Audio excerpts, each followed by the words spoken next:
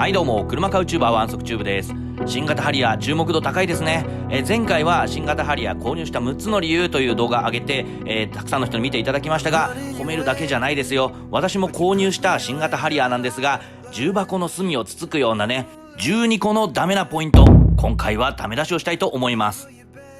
やっぱりね、未然を切って購入したからにはね、褒めるだけじゃなくてね、ダメなところもしっかりレビューしたいと思います。そしてね、私の購入した新型ハリアーハイブリッド Z レザーパッケージ、納期大体分かったので動画の最後で発表したいと思います。最後の1秒まで見逃すな。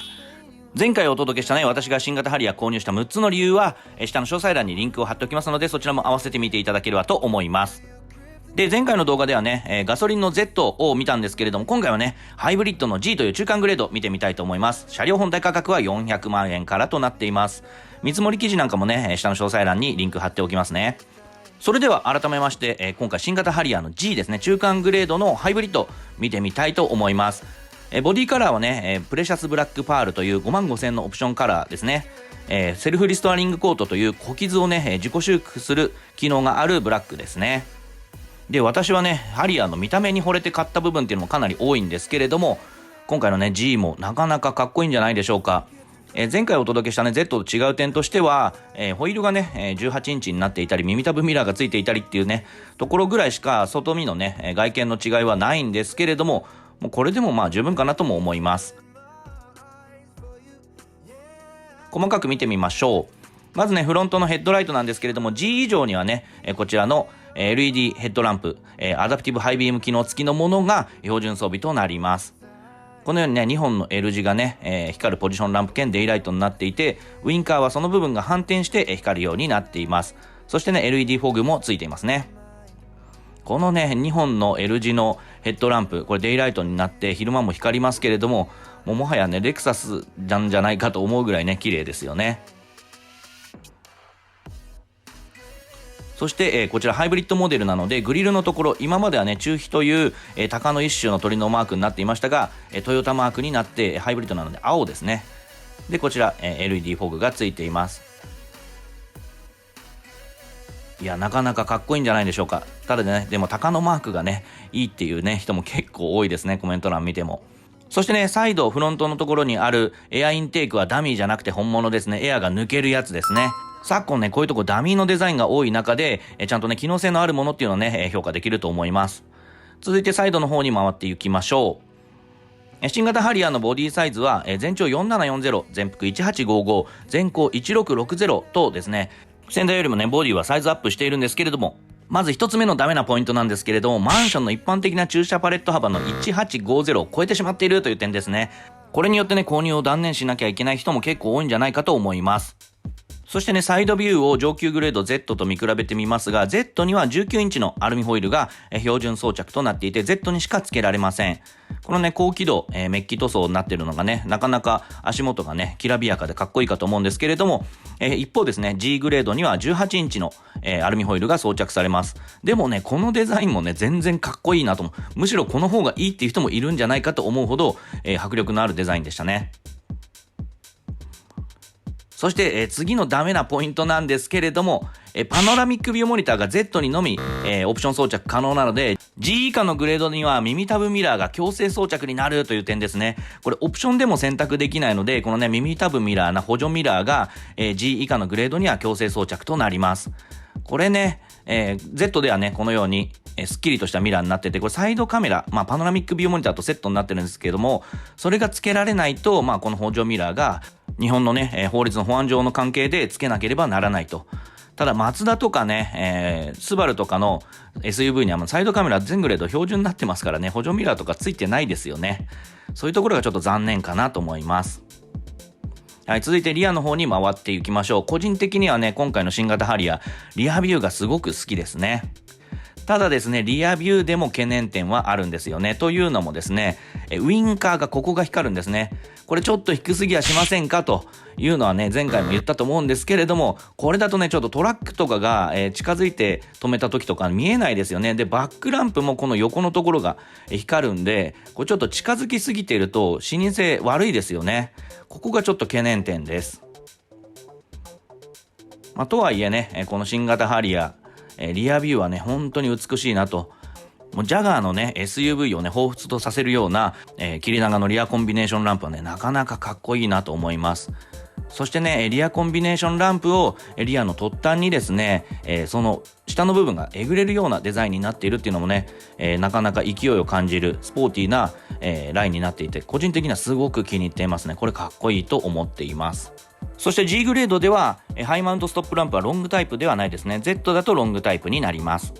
Z だとねこんな感じのロングタイプのハイマウントストップランプになります。これもね Z の特徴ですね。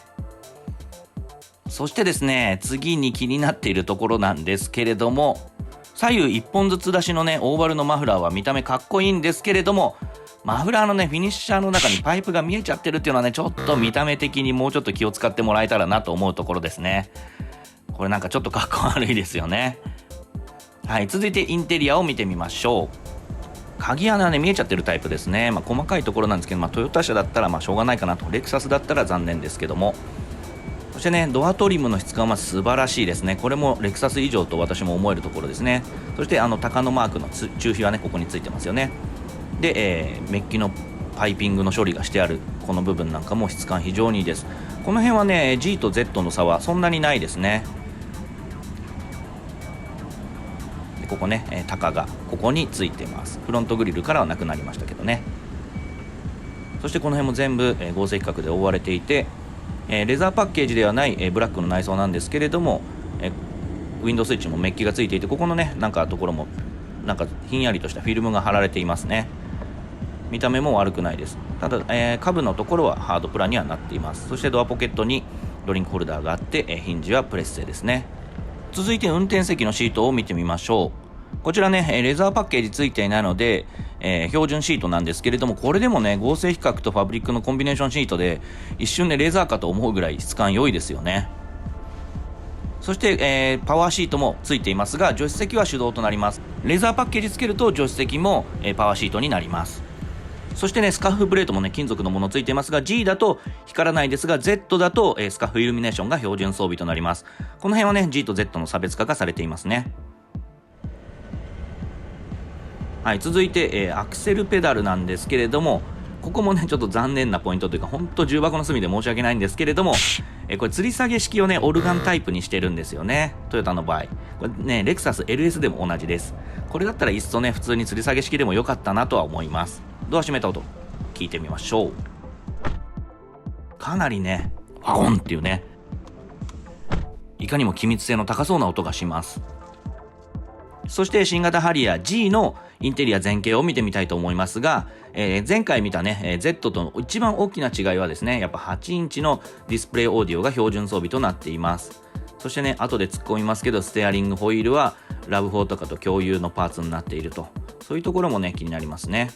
でこちら G には8インチのディスプレイオーディオが標準装備、 G グレードには 12.3 インチのワイドナビもオプションで装着することができます。 S には装着不可です。でもインテリアのね質感は本当にね素晴らしいと思います。で比較用にこちらが Z のインテリアなんですけれども、ナビ周り以外は一緒ですね。メーターとかステアリングホイールとかは一緒です。でこちら 12.3 インチの、ワイドナビがですね、こちら T コネクトナビになっていますが、さらに JBL もついてますが、G でもそれ一緒に、オプションで選択することができます。細かく見てみましょう。これがね、8インチのディスプレイオーディオなんですけどね、側がなんか無駄にでかいですよね。なんで 12.3 インチワイドのナビをやっぱオプションでね、是が非でもつけた方がいいかなと個人的には思います。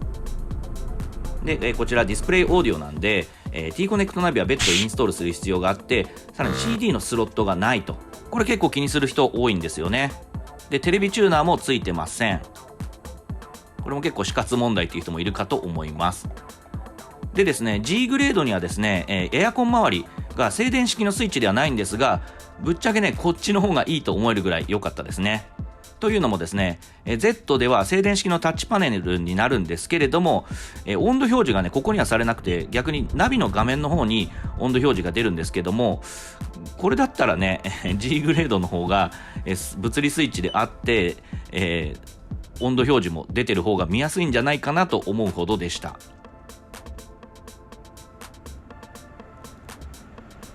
このようにねダイヤルで操作した方が早いんじゃないかなと、静電式パネルより。でですね、その下にエンジンのスタートスイッチありますけれども、これ青いのはねハイブリッドだからですね。そしてその奥にはですね USB ポート2口とイヤホンジャックがあります。でここトレイになってますね。そして私電波鏡を受賞していますが、電動パーキングブレーキとブレーキホールド完備。これはね本当にありがたいですよね。電動パーキングブレーキとブレーキホールド、これない車は私乗らないと思ってるほど、一度使ってしまうとやみつきの装備ですね。でここ EV モードのスイッチと、これハイブリッドだからついてますね。でドライブモードセレクトのスイッチ、ちょっと押しにくい場所にありますけれども、これを押すとね控えめながらメーターの演出でねスポーツとかノーマルとかエコとか切り替えがわかると。これ物理スイッチであるのは本当に良いと思います。 CHR とかだとねマルチインフォメーションディスプレイから選択するのでほぼ使わなかったですからね。そしてシフトノブは RAV4 と共通パーツですね。これもで横に倒すとシーケンシャルモードがあるというのも RAV4 と一緒です。ただパドルシフトがつかないのはねちょっと残念ですね。そしてこういうところね、細かいところにもアンビエントライトが仕込んであるというのは、これはいいですね。これレクサス UX とか NX 以上とも思えるところですね。でこういうねインテリアの内側のところにもねシートが貼ってあって質感いいですし、さらにここニーパッドもソフトパッドになっていますし、さらにねセンターコンソールはね馬の蔵をイメージしたというステッチ付きのソフトパッドになっていると。この面積たるやすげえなと思いました。そしてむき出しのドリンクホルダーがありますが、これなんかねこの高さ調整のなんかこう蓋みたいなやつがありますけど、この1センチ2センチぐらいの高さって必要かなとも思うんですけれども、調整できることに意味があるんでしょうね。でスライド式のセンターコンソール、アームレストですね。こういうところにもねパネル貼ってありますし、その中のトレイにこのね高さ調整のキャップみたいなのがはめられると。でセンターコンソールの中も結構深くて広いですね。でハリアーの鍵、本邦初公開でもないかもしれないんですけれども、ハリアーというロゴがついていて、で裏側に、ボタンがあると。でトヨタマークがあるというものになっています。でシガーソケットがねセンターコンソールの中にもありましたね。はい、続いて、助手席の方を見てみましょう。ダッシュボード上部もねソフトパッドになっています。でここもねもちろんステッチ付きのソフトパッドでパイピング処理もされていて、でドアの方に連続するデザインになっていますね。でここはハードプラですがグローブボックスを開けると中は肝仕上げなどはされていません。で続いて問題のステアリングホイールですね。ここはねちょっとね他車種と共通のステアリングホイールだけここだけ浮いて見えますね。クラウンとかとも一緒なんですけどね。でここだけちょっとグロス塗装になっているのがなんかRAV4とかと違うところかなとは思います。パドルシフトはないですね。そしてメーターなんですけれども、ここはねカムリとかクラウンとかと同じようなデザインになっていますね。で、真ん中にはね7インチのマルチインフォメーションディスプレイがついていますが、ここでね情報をいろいろ切り替えることができますが、1画面でね全て見れるというわけではなくてですね、燃費であったりナビのルート案内であったり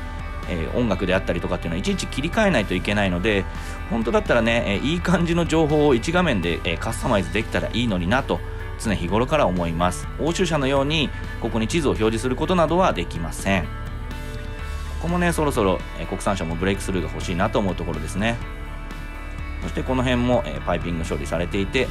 ただ残念なのは G グレードにはパノラミックビューモニターの設定がないと。スイッチがないですね。これ Z なんでパノラミックビューモニターのスイッチがあって、ここにね360度画像を映すことができます。ここは ETC の穴ですね。で続いてオーバーヘッドコンソールなんですけれども、これねいいポイントですね。G グレード以上にはですね全後方録画機能付きのデジタルインナーミラーがね標準装備っていうのはすごいですね。これドラレコいらずになっちゃうやつですね。前方と後方を画像をね SD カード入れておくと録画してくれるというね、もうかなりねこれ先進的な装備じゃないかと思います。今まで他に国産車輸入車含めて標準でこういうのが付いてるのってなかったと思います。ドラレコよりはね解像度とかは低いと思うので、気になる人はね別途ドラレコをつける必要はあるかと思うんですけれども、転ばぬ先の杖としてねこういうのがあるのは本当にありがたいと思います。続いてオーバーヘッドコンソールなんですけれども、これもねハリアーオリジナルのデザインで質感高いですね。でクリアブラックになっているところが、LED のルームランプになっていて、 SOS コールはねこう蓋が開けて、押すタイプになっていますが、ここにもねダウンライトついてると。こういうところもね私が乗っているレクサス UX より明るくていいなと思います。そして、バニティランプを見てみましょうかね。バニティミラーは、ついていて、ランプも LED でついていると。こういうところもいいですね。もちろん助手席側にもついています。はい、続いて後席を見てみましょう。後席ドアを開けるとこんな感じですね。前席のドア同様に質感は非常に高いですね。この辺も全部ソフトパッドになっています。で、メッキのドアハンドルがあって、この辺も全部ステッチ付きの合成比較で覆われていると。で、ここもね、金属調のフィルムが貼られているし、ウィンドウスイッチにも加色がついているし、窓開きチェックでは 100% 開くと。こういうところもいいですね。で、ドアポケットにはドリンクホルダーがあって、こちら JBL はついていないので、オレンジのリングはついていないですけれども、スピーカーがここに配置されていると。そして、リアシートなんですけれども、これもね RAV4 同様ですね、1段階のリクライニング機構は備わっています。でもね、あるとないだとだいぶ違いますからね、長距離乗るときは、便利ですね。で、合成比較のシートですけど、これでも十分かなと思いますね。それでは乗り込んでみましょう。よっこら小1。はい、ドア閉めた音もね、後席でもしっかりねズムっていうね重い音がします。で、後席の足元なんですが、身長173センチの私にドラポジを合わせて拳3つ分ぐらいありますね。結構広いです。そして G グレードでもシートバックポケット両側についてるのはいいですね。ただね、この辺りエアコンの吹き出し口あたりは RAV4 と共通パーツなんで、ハリアーっていう車格を考えるとちょっと質素に感じます。ただね USB ポート2口ついているので、後席でもね2人乗ってても充電できるのはいいですね。で、センタートンネルの、段差もそんなにないので足元も開放感はあります。そしてね、ただねもうちょっと残念なのが、後席のアームレストも RAV4 と共通パーツなので、先代ハリアーの方がね立派なリアアームレストでしたね。で、ルームランプも LED となっています。はい、続いて、ラゲッジスペース見てみましょう。ハンズフリーパワーバックドアは Z に、標準装備となりますが G にはついてないですね。ただでもパワーバックドアで十分ですね。先代よりも高さが、低くなった分ラゲッジ容量も減っているそうなんですけれども、ゴルフバッグ3つ分は、収まるそうです。で、こちらね、G グレードと Z グレードの違いなんですけれども、細かいところなんですけれども、ここですね。ここ、G グレードだと、無塗装の素地になっていますし、ここにスピーカーありませんけれども、Z グレードだと、JBL の、スピーカーがですね、ウーハーがここ標準装備になってますのでついているっていうのと、あとですね、こちらに、金属のパネルがつくと。無塗装素地だったところが金属パーツになるというところが見栄えが違うところですね。そしてね、ラゲッジアンダーにも、容量の広いねトレイもあって、これスライドさせることもできます。そしてね、いいのはね、ラゲッジボードの裏に吸音材がついているというところでね、静粛性も期待できますね。これ実際納車されたら試してみたいと思います。レポートお楽しみに。そしてね、ハイブリッドでは 1500W のアクセサリーコンセントもオプションで付けることができます。そしてね、残念なポイント、10個目なんですけれども、トノカバーは全グレードで別売りですね。そしてラゲッジ側から後席を倒すレバーがないので、めっちゃね手を伸ばさないとラゲッジ側から後席を倒すことができません。後席側に回ればいいんですけどね。で、後席を倒すとほぼフラットの、荷室になると。ちょっと若干ね段差の部分がありますけれども、許容範囲じゃないかなと。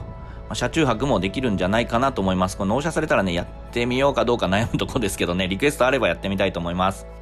そしてですね、もう一つ言い忘れがあったんですけれども、レザーパッケージをつけないとシートヒーターもつかないということですね。で、G と Z に、オプションで30万円で用意されているレザーパッケージなんですけれども、これをつけないとね、シートヒーターもつかないと。ただ抱き合わせになっていて、シートベンチレーションというねシートクーラーみたいなものと、助手席のパワーシートもセットになるので、予算に余裕がある人はつけた方がいいんじゃないかなと思います。こちらの車両にはついてなかったですね。ただですね、最後のダメな点なんですけれども、レザーパッケージとかをつけちゃうとですね、さらに納期が伸びちゃうと。で、すでに売れすぎていて納期がやばい状態になっているので、グレードによってはね半年以上待ちになっちゃうということですね。これが一番最大の悩みかなというところです。特に納期が伸びる3大要素として、ボディカラーのプレシャスブラックパールと、超高パノラマルーフ、今回ついてなかったですけれども、それとあとレザーパッケージ、この3つが合わさっちゃうと、100万になってですね納期が伸びるという状況らしいので、逆にベースグレードの S とかだとかなり早く納車がされるとのことなんで、そのね納期に合わせてグレードを選んだ方がいいんじゃないかなと思います。そしてね、動画の最初で言っていた私の新型ハリアーハイブリッド Z レザーパッケージというねしかもボディカラープレシャスブラックパールで超高パノラマルーフもオプションで付けたというね、役満揃っちゃっている状態なんですけれども、納期がですね、7月2日に、工場出荷確定ということなんで、7月中旬には納車されるんじゃないかということになりました。Z レザーパッケージではねかなり早い納車になると思うので、超高パノラマルーフとかねプレシャスブラックパールとかいろいろ気になっている方多いかと思うんですけれども、いち早くね納車レビューしたいと思いますので、チャンネル登録まだの方ぜひチャンネル登録いただければと思います。ということで、あなたの物欲を刺激する車買うチューバーワンソクチューブ、次回もお楽しみに。